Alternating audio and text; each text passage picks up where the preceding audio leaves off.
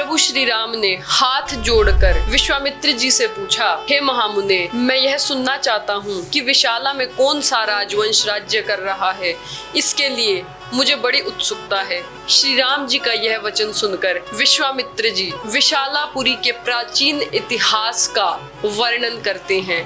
कहते हैं, मैंने इंद्र के मुख से विशालापुरी के वैभव का प्रतिपादन करने वाली जो कथा सुनी है उसे आपको सुनाता हूँ। इस देश में जो वृतांत घटित हुआ उसे यथार्थ रूप से श्रवण करो। पहले सतयुग में कश्यप ऋषि की दो पत्नियां थी, एक दीति और दूसरी अदिति। दीति के पुत्र दैत्य हुए और अदिति के पुत्र परम धर्मात्मा महाभाग देवता हुए।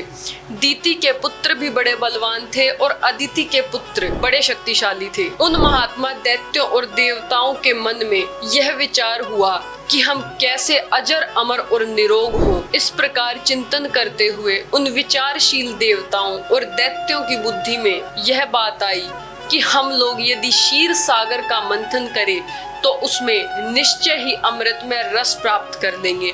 जैसे यदि हम दूध की दही बना के उसको मथते हैं तो उसमें से मक्खन निकलता है, उसी प्रकार देवताओं और दैत्यों ने सोचा कि क्यों ना हम क्षीर सागर का मंथन करें। समुद्र मंथन का निश्चय करके उन अमित तेजस्वी देवताओं और दैत्यों ने वासुकी नाग को रस्सी और मंदरांचल पर्वत को मथानी बनाकर क्षीर सागर को मथना आरंभ किया।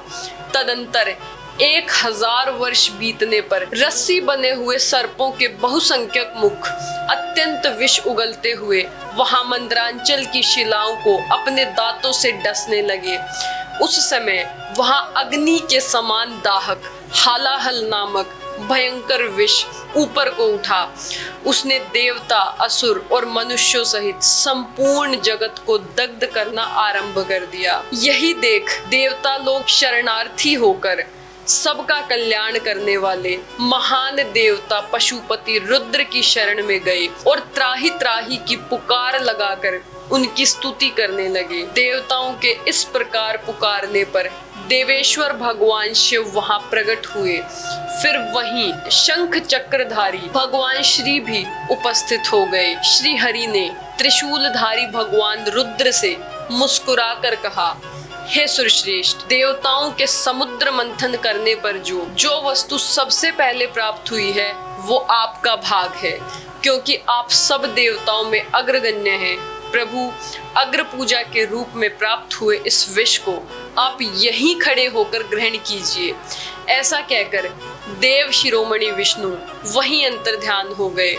भगवान रुद्र ने उस घोर हालाहल विष को अमृत के समान मानकर अपने कंठ में धारण कर लिया तथा देवताओं को विदा करके वो अपने स्थान को चले गए।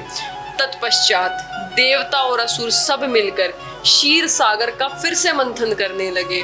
उस समय मथानी बना हुआ उत्तम पर्वत मंद्र पाताल में घुस गया।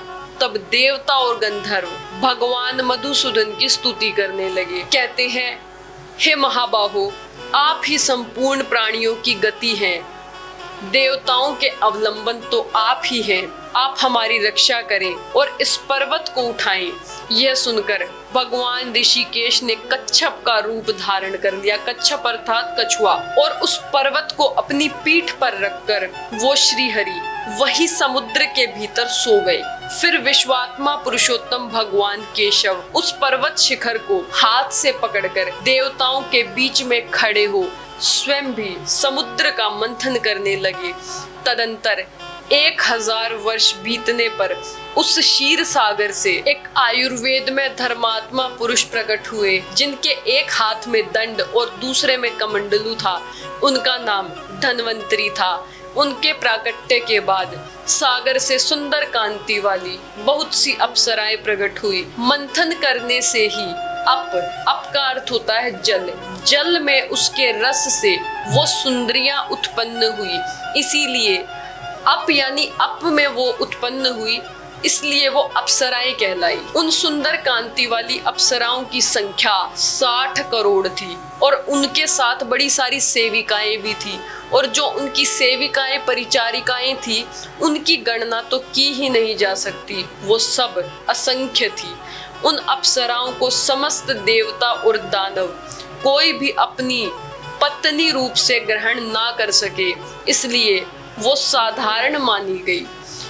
तदंतर वरुण की कन्या वारुणी, जो सुरा की अभिमानी देवी थी, वो प्रकट हुई और अपने को स्वीकार करने वाले पुरुष को खोजने लगी। दैत्यों ने उस वरुण कन्या सुरा को नहीं ग्रहण किया, परंतु अदिति के पुत्रों ने उस अनिंद सुंदरी को ग्रहण किया। क्योंकि देवताओं ने सुरा को नहीं ग्रहण किया था, इसलिए सुरा से रहित होने के कारण ही दैत्य असुर कहलाए, और सुरा का सेवन करने के कारण ही अदिति के पुत्रों को सुर संज्ञा हुई। वरुणी को ग्रहण करने से देवता लोग हर्ष से उत्फुल्ल एवं आनंद मग्न हो गए। तदंतर घोड़ों में उत्तम उच्चैश्रवा मणि रत्न कौस्तुभ तथा परम उत्तम अमृत का प्राकट्य हुआ।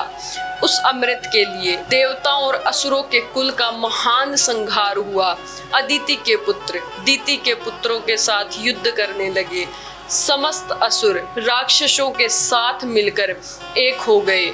देवताओं के साथ उनका महाघोर संग्राम होने लगा, जो तीनों लोकों को मोह में डालने वाला था। जब देवताओं और असुरों का वह समूह क्षीण हो चला, तब महाबली भगवान विष्णु ने मोहिनी माया का आश्रय लेकर तुरंत ही अमृत का अपहरण कर लिया।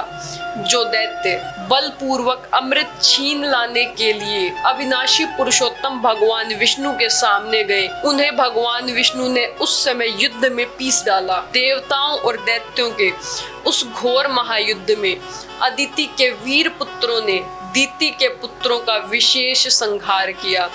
दैत्यों का वध करने के पश्चात त्रिलोकी का राज्य पाकर देवराज इंद्र बड़े प्रसन्न हुए और ऋषियों तथा चारणों सहित समस्त लोगों का शासन करने लगे।